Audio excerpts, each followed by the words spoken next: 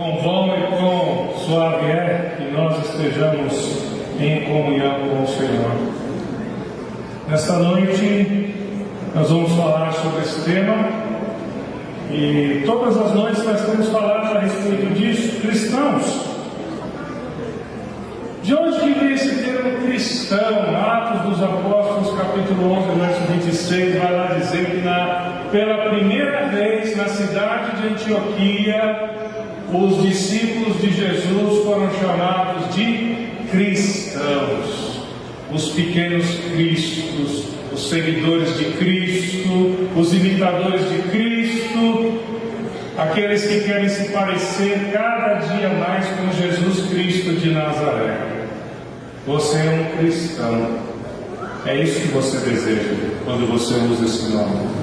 E nós trabalhamos aqui no dia 3 de fevereiro, então, sobre cristãos, a maturidade do cristão, a vulnerabilidade, a tentação, a ilusão, a imparcialidade, as obras dos cristãos, as palavras dos cristãos, como que devem ser, e por fim a sabedoria. E hoje nós vamos conversar a respeito da humildade. Abra sua Bíblia em Tiago capítulo 4, de verso 1 a 10, e nós vamos ler esse texto. Você acompanhe por gentileza, porque eu vou ler, porque o texto é um pouco extenso, então eu faço a leitura e você me acompanhe, ou por sua Bíblia, ou pela Bíblia projetada. Entretanto, a versão que eu estou usando é a Almeida revisada. Leiamos então. De onde vêm as guerras e pelejas entre vós? Porventura não vem disto, a saber dos vossos deleites, que nos vossos membros guerreiam? Cobiçais e nada tendes, matais e sois invejosos, e nada podeis alcançar. Combateis e guerreais e nada tendes, porque não pedis. Pedis e não recebeis, porque pedis mal, para os gastardes em vossos deleites. Adúlteros e adúlteras, não sabeis vós que a amizade do mundo é inimizade contra Deus? Portanto, qualquer que quiser ser amigo do mundo, constitui-se inimigo de Deus. Ou cuidais vós, que em vão diz a Escritura, o Espírito que em vós habita tem ciúmes? Antes, ele dá maior graça. Portanto diz, Deus resiste aos soberbos, mas dá graça aos humildes. Sujeitai-vos, pois, a Deus, resisti ao diabo, e ele fugirá de vós. Alimpai as mãos, pecadores, e vós de duplo ânimo, purificai os corações. Senti as vossas misérias, e lamentai e chorai. Converta-se o vosso riso em pranto, e o vosso gozo em tristeza. Humilhai-vos perante o Senhor, e Ele vos exaltará. Que texto, hein? E eu queria começar conversando com você a respeito do que é esse termo humildade. Você já parou para pensar que a sociologia fala sobre humildade, a antropologia fala sobre humildade, a filosofia, a ética fala sobre humildade, e todos eles trazem uma definição, inclusive o senso comum fala a respeito da humildade, e eles trazem algumas definições, e eu separei as três mais comuns. As três mais comuns dizem o seguinte: humilde é quando a intenção for indicar uma pessoa desprovida de orgulho ou vaidade. O que é uma pessoa humilde? É aquele ou aquela desprovido de orgulho ou vaidade. Acredito que muitos de vocês já ouviram essa definição. Outros ainda dizem o seguinte: quando a intenção for indicar uma pessoa de hábitos e comportamentos simples. Quando uma pessoa é simples, né? Já viu essas pessoas simples? Roupa simples, jeito de falar simples, um carro simples, uma casa simples. Quando nós vemos pessoas assim, o corte de cabelo simples, igual o meu, então eu sou bem humilde, os irmãos estão vendo, né? Que me sobra a humildade, o corte de cabelo bem simples. Então essas pessoas são chamadas de humildes. Mas ainda há aquelas que são chamadas de humildes quando elas indicaram uma pessoa pobre, uma pessoa que não tem finanças. Já ouviram essa expressão? Eu venho de uma família humilde. Querendo dizer o quê? Que veio da pobreza, veio de baixo, né? Mas você sabe o que é interessante? Que eu estava refletindo sobre essa palavra humildade e buscando no Senhor essa explicação. E ontem eu tive uma tremenda experiência, quer dizer, sexta-feira eu tive uma tremenda experiência. Os irmãos viram os slides? Os irmãos viram os slides do que a igreja PIB de Itaquera fez na sexta-feira de noite? Vocês viram? Tinha mais de 40 pessoas aqui que saíram para evangelizar. E chegamos lá, nós fizemos o primeiro culto da Igreja da Ponte. Já ouviram falar? A Igreja da Ponte, ela fica embaixo da ponte. Ó, entendeu? Entendeu não? Igreja da Ponte. Fica onde? Embaixo da ponte. E lá embaixo da ponte, que é o viaduto de Guaianazes, em frente à estação Guaianazes, existem muitas pessoas morando na rua ali. E nós ali levamos o Evangelho, levamos o pão, e acabamos evangelizando e adorando a Deus. Então nós tivemos pregação, nós tivemos louvor, teve alguns moradores de rua que dirigiram o louvor, juntamente com os jovens. Aí jovens, é nós, hein?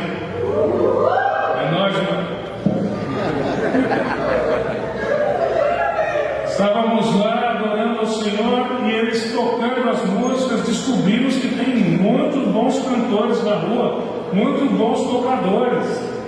Tivemos a comunhão, comemos o pão e aquela saidinha, né? Sabe que a gente fica trocando ideia na saidinha? E ninguém queria ir embora. Eu falei, gente, vocês não estão na igreja, quer dizer, na PIB, vocês estão na igreja da Ponte.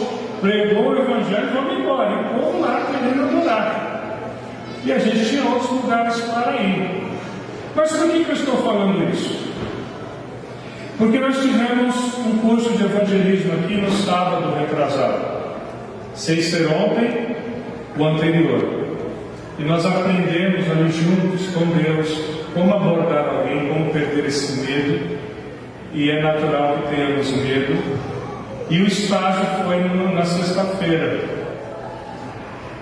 E um casal ali que fez o curso deixou a filhinha em casa. Eu ainda não gravei o nome, mas está ali na ponta, deixou o filhinho em casa. Fala o seu nome clarinho ali. Claudemir com a esposa deixaram um bebezinho em casa e foram lá com a gente. A esposa me ajudou a cuidar de uma menina que estava. Olha só, ela não bebe, não fuma, não usa droga e é vegana. Vegana não, como é que é? Vegetariana. Você acredita? Morando na rua? Eu fui dar um pão com salsicha e o hambúrguer, ela falou, eu não como com hambúrguer. Eu posso tirar então para você comer? Aí eu tirei a salsicha, dei para outro cara e falei, é nós, não. E ela comeu pão com patê e batata frita, palha, né? E nós ali conversando. E o Claudemir pegou um irmão para conversar, eu não vou falar o nome dele aqui porque está gravando, mas pegou um irmão que sofreu muito na vida e foi para a rua. E começou a conversar com ele. Até que ele falou, agora eu só falo com um pastor, manda um pastor vir aqui. Aí me chamaram. É sempre assim, né? É sempre assim. Eu fui lá, mas o rapaz falava mais que a boca, viu? Ele não tinha uma boca, ele tinha 5 bocas. Quando estava aqui cansado, ele punha a mão e ia conversando. Era muita boca. Mas falava. E eu posso falar? Calma aí. E tem essa historinha agora do lugar de fala, né? Não é seu lugar de fala, pastor. Eu falei, tá bom.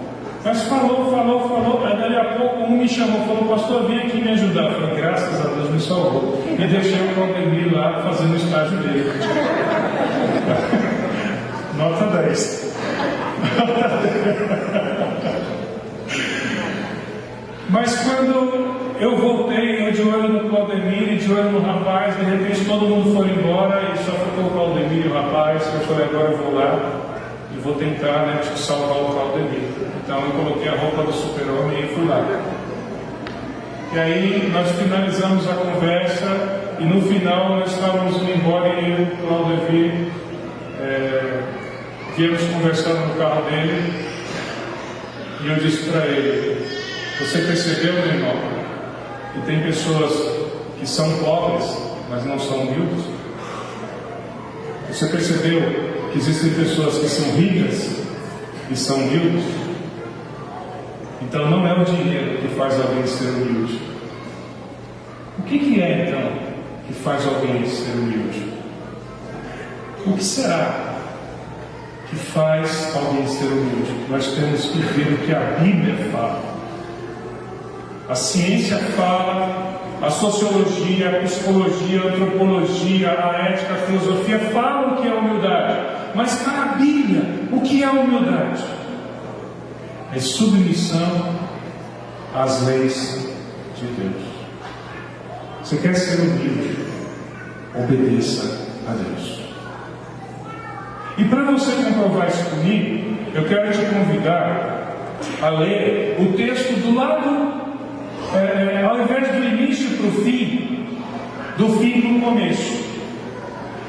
Olha só que coisa interessante, acompanhe comigo para você ver se humildade não é ser submisso à lei de Deus. Eu quero que você confira isso comigo, tá bom? Porque aí eu avanço. Olha só, eu vou ler o texto de trás para frente. Humilhai-vos perante o Senhor, e Ele vos... A exaltação é o contrário do que, meus irmãos? Da humildade. O texto já está dizendo, humilhai-vos perante o Senhor, e Ele vos... Converta-se o vosso riso em pranto, e o vosso gozo em tristeza. Senti as vossas misérias, e lamentai e chorai. Alimpai as mãos, pecadores, e vós de duplo ânimo. Eu gostaria de trazer uma outra tradução para esse duplo ânimo, mas a mente dividida.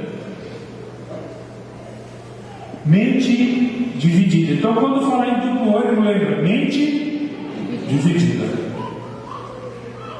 Purificai os vossos corações. Sujeitai-vos, pois, a Deus, resisti ao diabo e ele...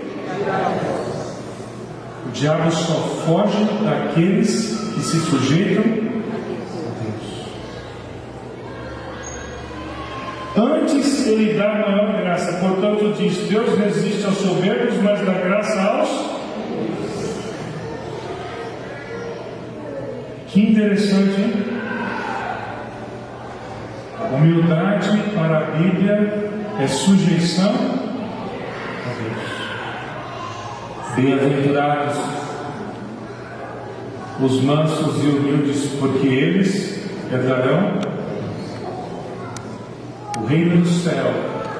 É feito por pessoas humildes, não aquelas que não têm dinheiro, não aquelas que vestem roupas simples, não aquelas que são educadas, mas aquelas que se sujeitam à vontade de Deus.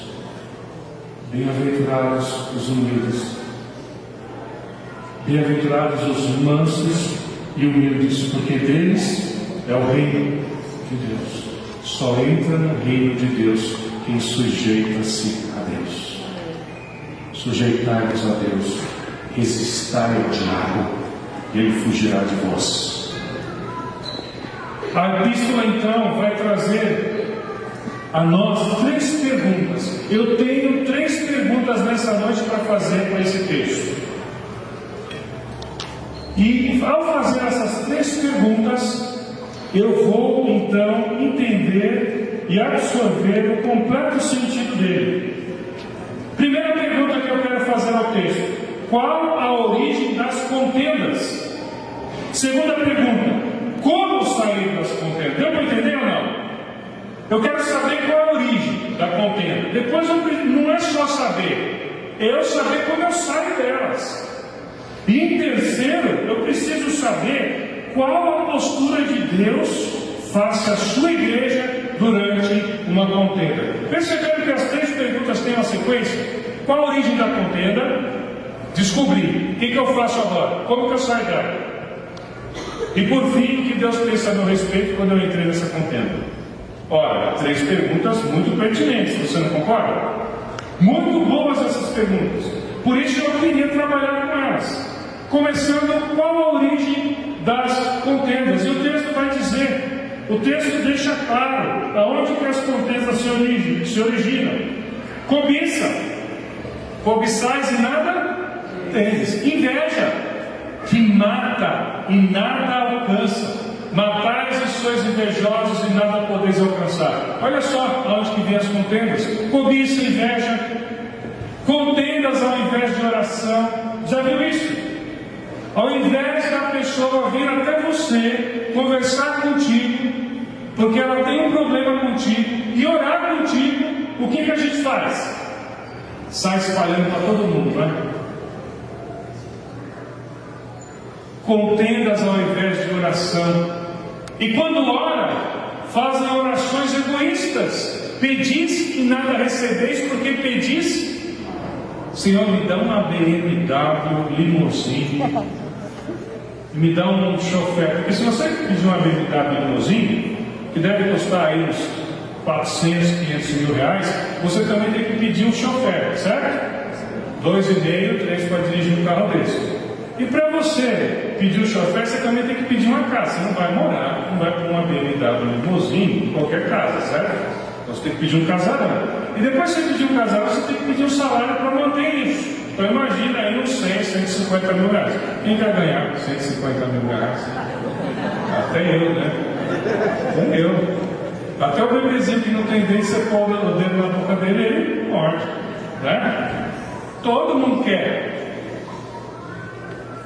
Pedis e nada recebeis, porque pedis mal para o gastardes em vossos.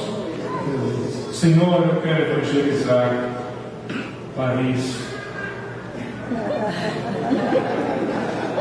Ah, Senhor, os parisienses estão sofrendo tanto com as bombas. Me manda para lá. Tudo bem, então me manda para a Irlanda. Está cheio de brasileiro lá que não é crente. Eu vou evangelizar em português. A Escócia, o berço do protestantismo, Lutero, que maravilha. Que bom, né? Não é bom evangelizar assim? Que maravilha. Pedis e pedis mal, adultério, mundanismo. Você já percebeu a quantidade de mundanismo que nós temos enfrentado em nossas televisões? Ou não? Tem ou não? Está demais, né? Mundanismo. E aí, quem é amigo do mundo é inimigo de quem? Deus. Pois é, quem é amigo de Deus? Ah, mas é lógico, né? É uma via de mão dupla. Então eu fiquei pensando, pensa comigo, onde que surge a cobiça? Sim ou não? Eu olho, faço uma comparação, olha, o meu tênis custa 30 reais, o dele 350. Não, desculpa, é 999,99, né? Eu estou ligado, viu? Eu estou ligado aí, pessoalzinho, aquele que faz assim, ó. Hã? Pensa que eu não sei? 999,99. Ah, eu olho, eu quero daquilo. Onde que surge a inveja? Na mente. Então eu fiquei pensando a respeito disso, e como eu sou advogado, eu fiquei pensando lá naquele intercrimes. Quais são as fases para a gente cometer um ato?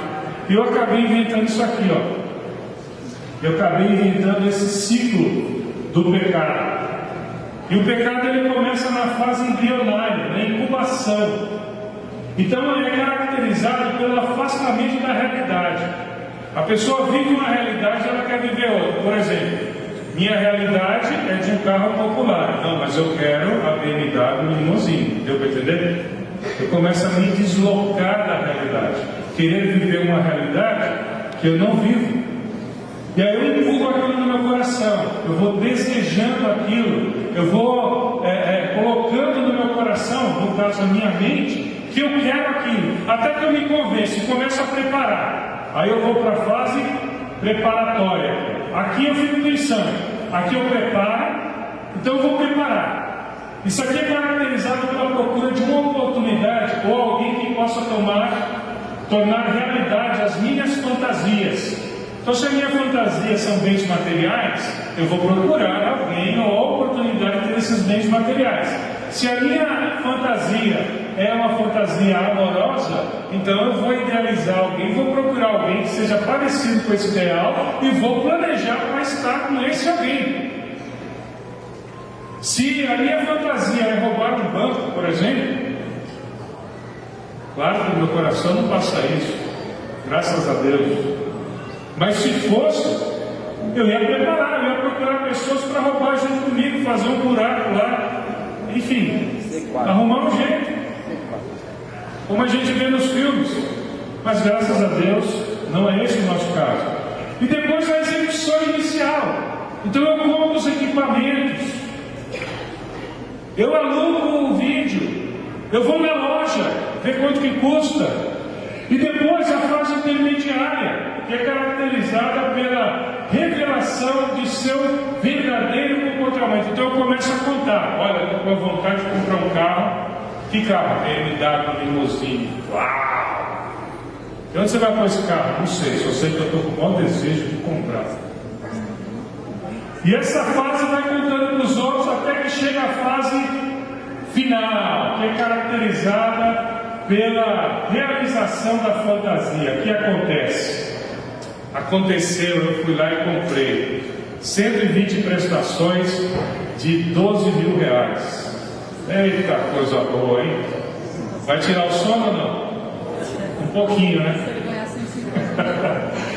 Tira o sono de qualquer um, né? Pode tomar o que você quiser. Se não dorme, né? Se dormir, sonha com os boletos, ó. Feito essas considerações, comprou, vai avaliar. Será que eu fiz uma coisa boa ou não? Aí aqui entra o arrependimento. Rapaz, me arrependi, vou devolver. Bom, já comprou de 400 mil, desvalorizou 10%, já desvalorizou uma grana, eu não quero mais de volta, eu quero dinheiro. Aí começa a avaliar.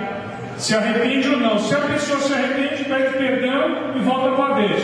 Mas se a pessoa não se arrepende, ela planeja tudo de novo e aí começa o ciclo novamente. Deu para entender? A pergunta que eu quero fazer para vocês agora é: aonde tudo isso aqui aconteceu? Onde essas fases aqui aconteceram? Na mente. É por isso que o Tiago vai falar: voz de ânimo dobre, mente dividida, pensando um pouco em Deus, pensando um pouco no mundo. Ou então pensando pouco em Deus, pensando muito no mundo. Pessoas com mente dividida, que se desconectam da realidade cristã, que Jesus disse que no mundo nós teremos aflições. Pessoas que não querem sofrer por amor a Cristo, que não querem pagar o preço de ser chamado cristão, de dizer a verdade. Você já viu uma situação assim? Vou contar uma situação para você. Você está sentado na sua mesa e o seu chefe está lá olhando para você. De repente toca o telefone do chefe e o chefe fala: aí você puxa: alô? Ah, você quer falar com o chefe? Só um minutinho. Chefe, quer falar com o senhor. Aí você, o que você fala? O chefe com um zoinho desse tamanho em cima de você. Hã? Ele falou que ele não está. O chefe dá um pulo na mesa.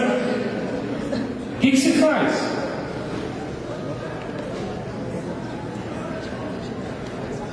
Como advogado, eu tenho acesso a documentos dos meus clientes. E eu tenho cópia dos cartões de crédito dos meus clientes. Frente e verso. O que tem no verso? Código de segurança.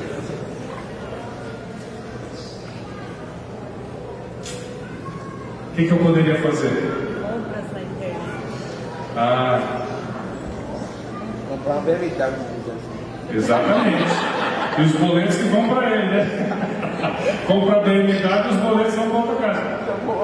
Mas é aí que a gente vai ser provado e a nossa mente não pode estar dividida. Nós somos cristãos. Nós somos servos do Senhor. Meus irmãos, em 2 Coríntios capítulo 11, verso 3 e 4, Paulo escreve à igreja de Coríntios, uma igreja madura, repleta de dons, e ele escreve algo que salta aos nossos olhos, porque vem dar as mãos junto com o texto de Tiago. E Paulo diz o seguinte: mas eu temo, eu estou com medo, que assim como a serpente enganou Eva com a sua astúcia, assim também sejam de alguma sorte corrompidos os vossos sentidos, corrompendo a vossa mente, e se apartem da simplicidade que há em Cristo. Porque se alguém for pregar-vos outro Jesus que não vos tendes pregado, ou recebeis outro Espírito que não recebeste, um outro Evangelho que não abraçastes, com qual razão sofrereis? Que Jesus Cristo é esse que está sendo pregado? Jesus Cristo da chave da casa? O Jesus Cristo da prosperidade? O Jesus Cristo que eu não posso passar aflições e Jesus disse que eu ia passar? Qualquer afliçãozinha eu vou no psicólogo chorar as dores, porque eu estou sendo perseguido, porque eu sou um crente. Que Jesus Cristo é esse que está sendo pregado? E quem é que está fazendo isso? A serpente, aquela que enganou Eva, está tirando a simplicidade de algumas pessoas que estão se entregando à vaidade e à soberba, estão perdendo a simplicidade em Jesus Cristo. Meus irmãos, um dia eu fui numa igreja assistir uma peça teatral. Igreja enorme, enorme. Cheguei lá, sentei, cheguei 2 horas antes para encontrar estacionamento para sentar na igreja. E fiquei lá conversando com algumas pessoas, alguns amigos meus. Rapaz, quando a peça começou, apagaram as luzes, veio um cara descendo de rapel dentro da igreja. Pensa no susto que eu tomei. Você sabe o que é rapel? Deixa eu contar então a história. É assim: coloca um cabo de aço dentro dessa igreja aqui, e o cara vai pendurado no cabo de aço com a rodilha. Ele desceu assim no maior pau, assim, passou no meio das pessoas assim, ó. Deu um salto assim, giraia, um ninja, caiu em pé e começou a cantar. Eu falei: vixe, que da hora! E a gente já foi à loucura. Começamos a cantar junto, mó legal a peça. Aí no final, nós saímos de lá assim, glorificando a Deus. Aí eu pensei: rapaz, como é que eu vou conseguir superar isso? Como é que eu vou conseguir superar? Fazer um culto para superar esse cara descendo de rapel da igreja? Pelo amor de Deus, vou trazer o Circo de Solé aqui. Percebe como às vezes a gente perde a simplicidade de tocar um violão debaixo de uma ponte com pessoas que estão há 5 dias sem tomar banho e um cheiro de mato queimado. Eu estou usando o chique agora, desculpa. Os caras estavam fumando cannabis sativos.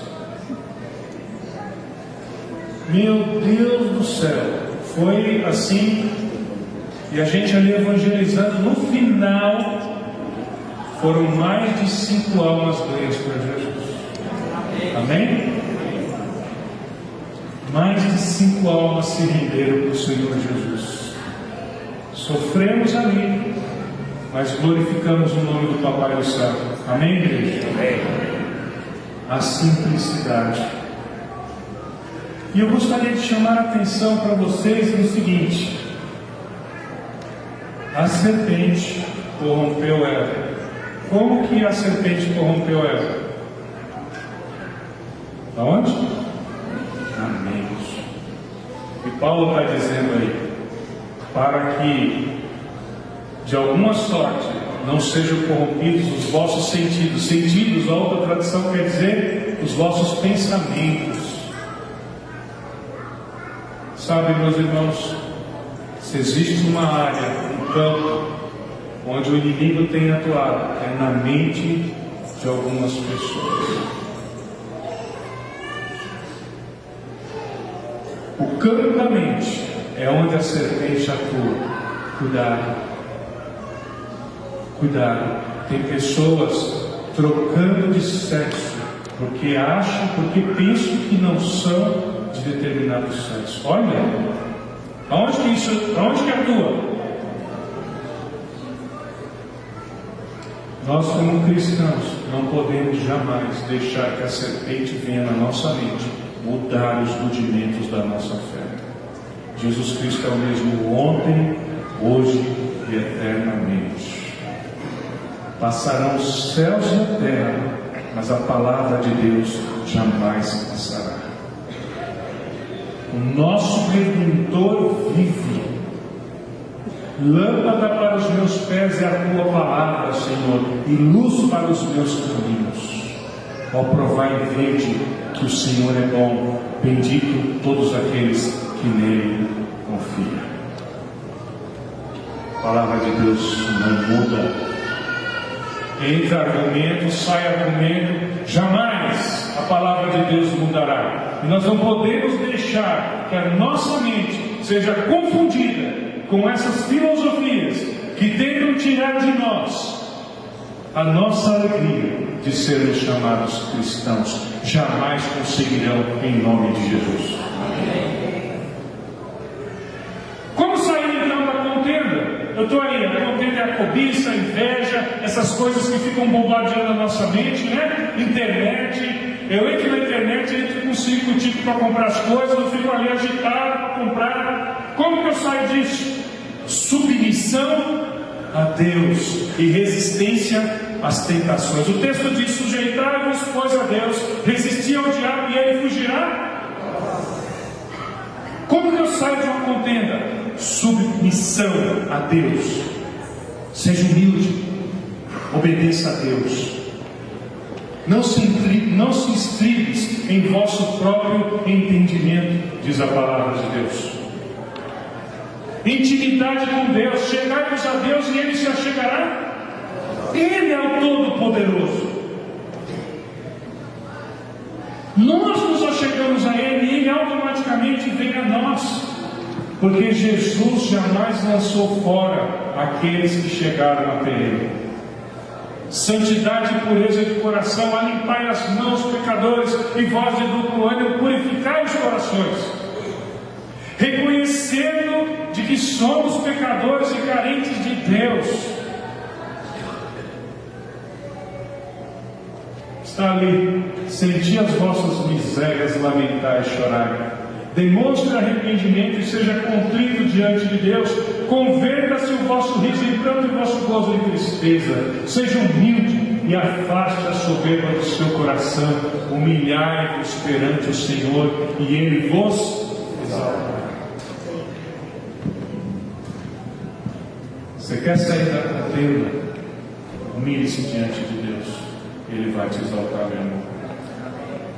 Está passando dificuldade no seu trabalho? Está sendo perseguido lá? Antes de começar o trabalho, vai no banheiro, tranca a porta, lê um versículo e ora. 5 minutos para fazer isso. E volta para a tua mesa. Você vai ver como é que vai ser seu dia. Experimente fazer isso. Antes de chegar, já vai direto para o banheiro, leia um versículo, ore e fala: Deus, me faça ser humilde diante do Senhor hoje. Me ajude, Senhor. E você vai ver como o seu dia vai ser diferente. Está desempregado? Quer um emprego? Eu te desafio amanhã cedo, você acordar às 6 da manhã. Porque acordar às 10 é muito fácil. Acorda às 6, 5. Leia a Bíblia. Põe o seu joelho no chão e fala: Senhor, eu imploro. A situação do país está difícil, mas o Senhor é o Deus do impossível. Me dá um emprego em nome de Jesus. Você vai ver o que Deus vai fazer com você. Nosso Deus é o mesmo ontem, hoje. O que Ele fez no passado, Ele fará hoje conosco, porque Ele é poderoso para fazer.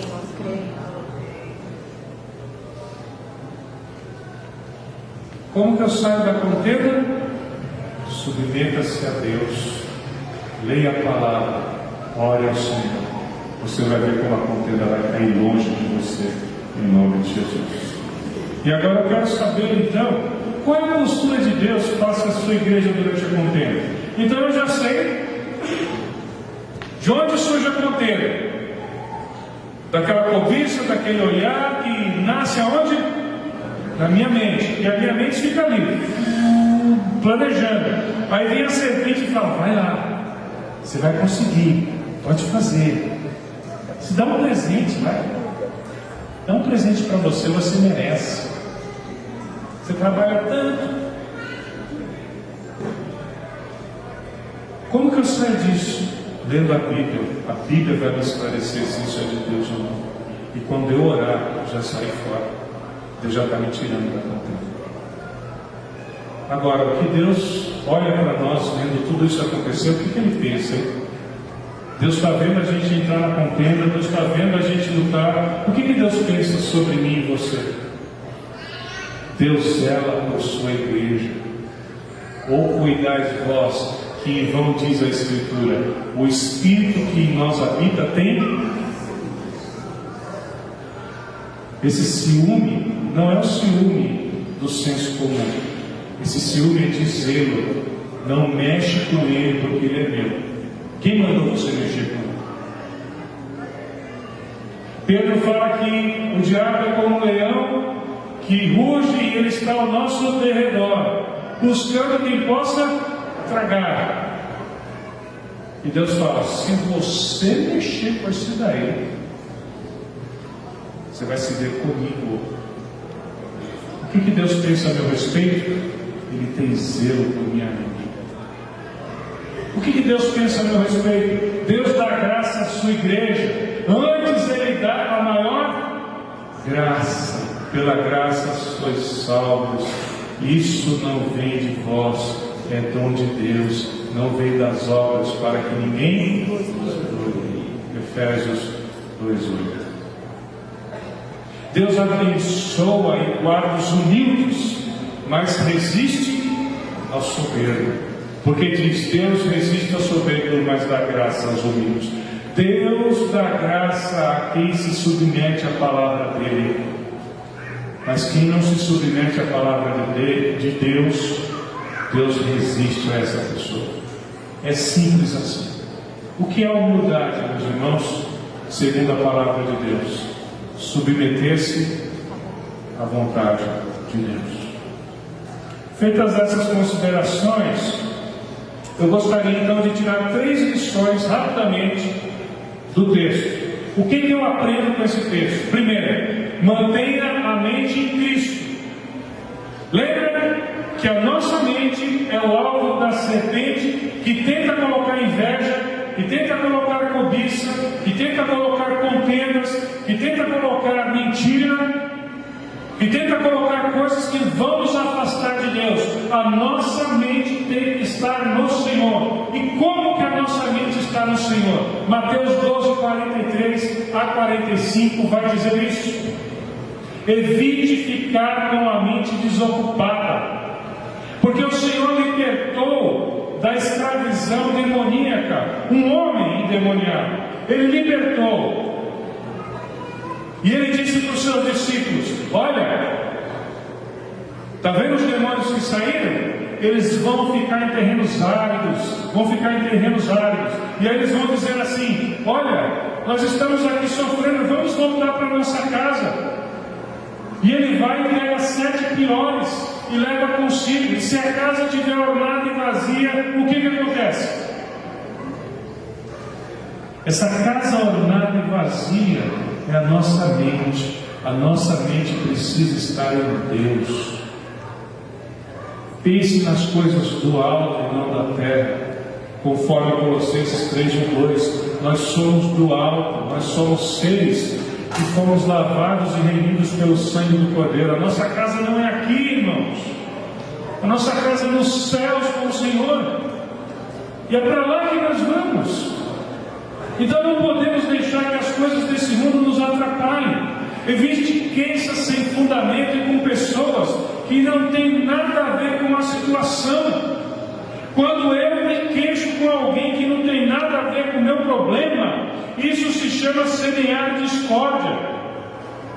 Quando eu tenho problema com alguém, resolvo com alguém e não busco outrem, ou fulano e beltrano. Eu resolvo com uma pessoa. Isso é Bíblia.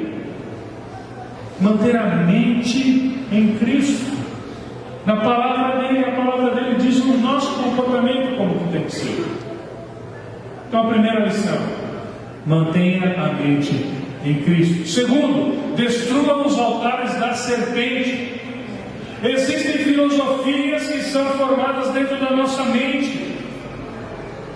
Existem argumentos que são lançados na escola, no trabalho, na faculdade, na vizinhança ou na internet, que fazem a verdadeira fortaleza da nossa mente. E é uma coisa tão difícil de tirar. Ou então a palavra de alguém. A Bíblia fala que um irmão magoado é mais difícil de vencer do que as mais difíceis, fortes fortalezas. O que é isso? É o ninho da serpente na mente daquele que deixa ela entrar. E nós vemos isso em 2 Reis capítulo 18, verso 4, quando um rei de Israel tirou todos os altares da serpente. Qual serpente? Aquela que foi erguida no deserto. Entrou geração, saiu geração, entrou geração, saiu geração, e ninguém destruiu os altares da serpente. Mas foi no rei de Israel, chegou lá, ele quebrou a Neustan, está aqui, ó, a Neustan, e o Eliaquim, filho de Ilquias, o mordomo, servo do escrivão Joá, filho de Asaf, cronista, vieram a Ezequias com as vestes rasgadas, e lhe fizeram saber as palavras de Rabsaque. Ezequias quebrou tudo, ele destruiu o ninho da serpente. Meus amados irmãos, a nossa mente é um campo fértil para a palavra de Deus, e é a palavra de Deus que tem que ser fecundada na nossa mente. Por isso, crente no Senhor Jesus, põe a palavra na sua mente, medite nela de dia e de noite, fale dela para os seus filhos, fale ao entrar, ao sair, fale ao se levantar, leia a Bíblia, ore com a palavra de Deus, durma lendo a palavra de Deus, levante falando a palavra de Deus, ministre a palavra de Deus àqueles que estão necessitando do seu trabalho, ministre a palavra de Deus ao seu vizinho, ministre a palavra de Deus no Uber, mas fale de Deus, para que a nossa mente esteja ocupada com as coisas de Deus, e todo o altar da serpente vai ser destruído. Lembre-se que em Gênesis capítulo 3, verso 15, há uma profecia que diz que o descendente da mulher, Jesus, pisaria na cabeça da serpente. Jesus já pisou na cabeça da serpente. Essa vitória é nossa em nome de Jesus. Tudo posso naquele que me fortalece. Filipenses vai falar sobre isso. Posso todas as coisas em Jesus, porque Ele me fortalece. E por fim, se achegue a Deus. Como? Leitura bíblica, oração e prática da palavra. É muito simples. Não precisa alguém descer de rapel dentro da igreja. Não precisa o Círculo Soler vir aqui. É só eu e você lermos a Bíblia, orarmos e praticarmos a palavra. Quando eu olho para você, eu posso ver que Deus está fazendo uma obra na sua vida. Eu vejo Jesus em você. Quando eu olho para você, eu vejo a obra que Deus tem feito na sua vida. E Deus nos deu, meus irmãos, uma vida muito simples para a gente viver. A palavra do Senhor diz que nem só de pão viverá o homem, mas de toda a palavra que sair da boca de Deus. É muito simples. É ler a Bíblia, é orar e praticar. Não é preciso grandes riquezas, não é preciso fazer grandes coisas. É só ler a Bíblia, orar e praticar. Que eu e você, como cristãos que somos, sejamos os humildes o suficiente para nos submetermos a essa palavra e vivermos essa palavra. E assim, o mundo saberá que Jesus Cristo veio e moldou as nossas vidas e pode mudar a vida deles também. Amém?